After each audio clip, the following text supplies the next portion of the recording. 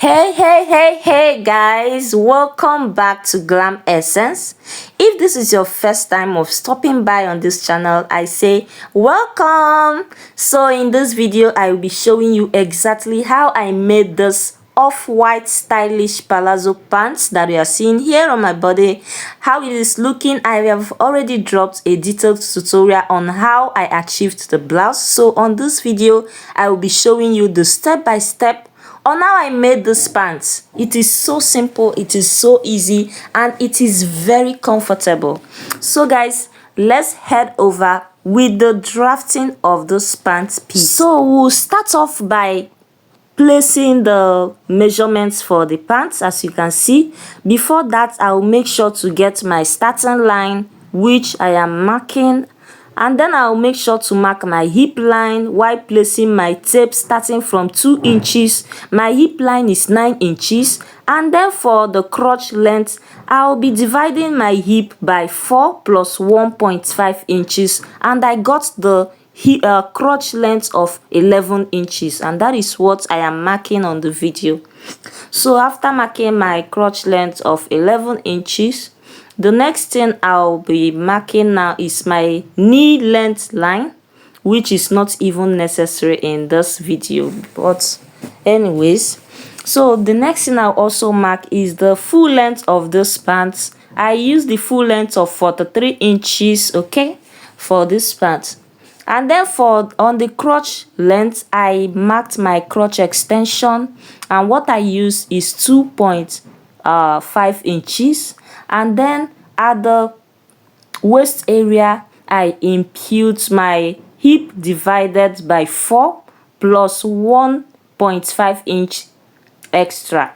Half inch is for stitching allowance, and then the 1 inch is for ease. This pant is not going to be having a zipper, so it is going to be having 1 inch allowance for ease, okay.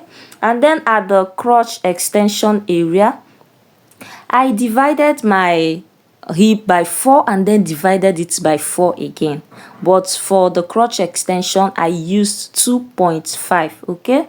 And then also I made sure to get the full measurements on the crotch extension all the way to the crotch line, that's the crotch length, and then took the measurements down all the way to the full length of my pants, and this is the result after doing that. So at this point I will go ahead to cut out these pieces for the front, and then after cutting it out I will go ahead to place it at the back of my place it to get the back piece of this pants.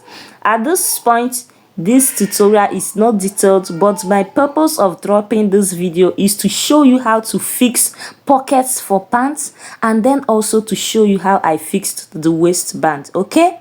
So for the back piece, I placed my pants like this. This is the front piece, and then I placed it like this. Make sure by the time you fold it you add extra inch of at least 3 inches. So this is how I got the crotch depth for the back piece, and then I will extend the waistline by 2 inches for the back, because the back has the butts, so you have to extend it starting from the center point, okay. And then for the crotch extension, I extended it also by 2.5 inches. You can go ahead and do the same if you are on size 8, just like myself. And then I went ahead to connect all the dots together, starting from the waist extension at the waist area, as you can see on the video, and then connected it all the way to the crotch extension for the back. You can see already. And then from the waist extension I connected it this way all to the side of my pants piece, okay. So after doing this, I will head over to measure the center area of my pants leg piece. You can see I am doing that, and then also measure for the front leg piece. By the time I measure it, if they are not of the same length, I have the chance to adjust, to make any adjustment, so it will give me exactly the same length, okay. So at this point I will go ahead to cut out my pieces all out.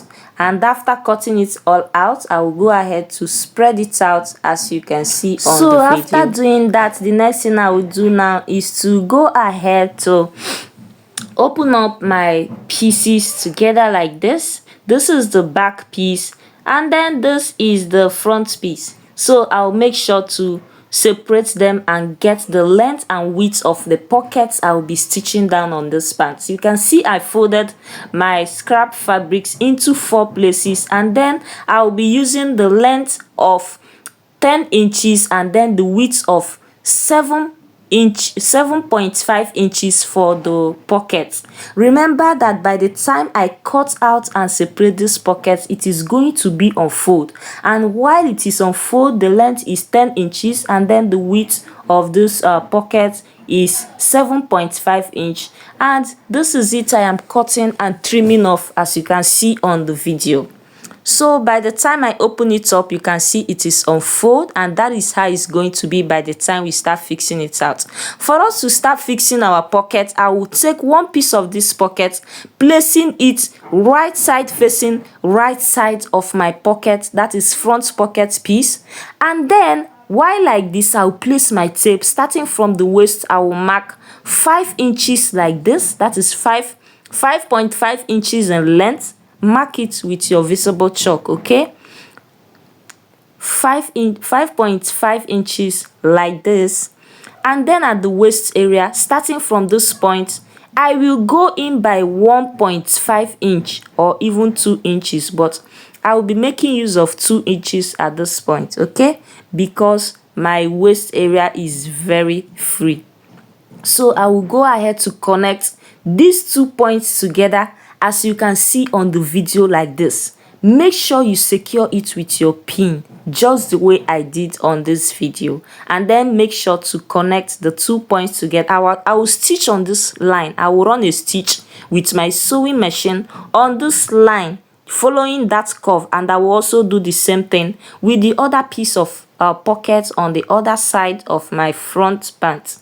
So after running a stitch, as you can see on the video, I will go ahead to cut off the excess like this. Okay guys, please do well to watch this point very closely. By the time you follow this simple step, believe me, you are going to be getting it very perfect while sewing your trouser pockets, because this style of pocket I'm sewing is just like ready-made pockets. Okay, so this is the next thing I'll be doing right now. I will go ahead to fold my pants from the inside like this. This is the inside of my trouser. That is the back part of my trouser. By the time you place it like this, you see the pocket is already formed from the inside. So at this point, I will start from that point I marked 5.5 inch and then run a stitch starting from this side all the way to the closed area of my pocket. But before I do that, I will make sure to notch it a little bit at that side, so it will allow free movement and ease while stitching it down. Okay, please go ahead to stitch it using 1/2 inch sewing allowance, or you can even go ahead to weave it as well instead of stitching, because if you look at most pants that are ready-made, most of the pockets are stitched from the outside or from the inside, just like so. Okay, but for me, I will be stitching it down with my sewing machine. Okay, so at this point, after stitching it down, remember these 2 places and that our pocket is still on fold. The next thing we are going to do now is to place this part of the pant that I stitched like this firmly on this trouser piece that you are seeing, and then use my sewing machine to hold it steadfastly so it doesn't move out. Okay, so go ahead to hold it like this and also stitch it down with your sewing machine as well. So guys, at this point, after stitching down the sides of the pocket and the pants all together, the next thing I'm going to do now is to also stitch down the waist area of this pant. So you can see, without stitching down the waist area, you can see that the pocket is still flying from the pant piece. So at this point, by the time I place it all like this, you can see this is the waist area of the pants, and then this is the also the upper area of this pocket piece. By the time I hold it like this, I will make sure to stitch it down together so that I will be able to place my waistband into the pant. Okay, so I will go ahead and run a stitch as well, just the same way I stitched the side of my pants and the pocket all together, as you can see on the video. So guys, after stitching it down, this is the final result of how the pants finally came out after stitching it down. And this is the pocket side. You can see I'm able to insert my hand into it, and you can see by the time you look from the outside to the front piece of your pants, you will see that the right side of this pocket piece for the back is what you'll be seeing by the time you put on this pant. Okay, so this is the front piece of the pant.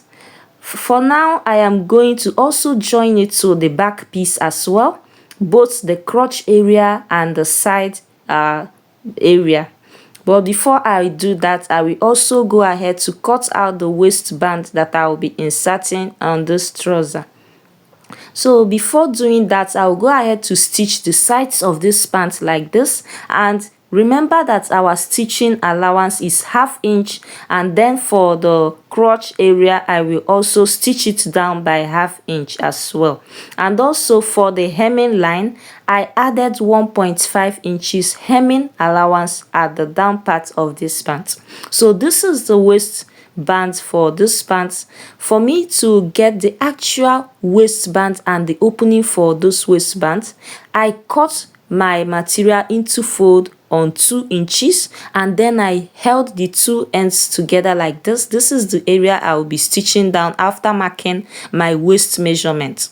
But before I stitch it down, do not forget that this waistband has elastic and rope inside. So for me to do that, I will create the size of my hole. So from the starting point of this waistband, when it is open, I will come down by 0.75.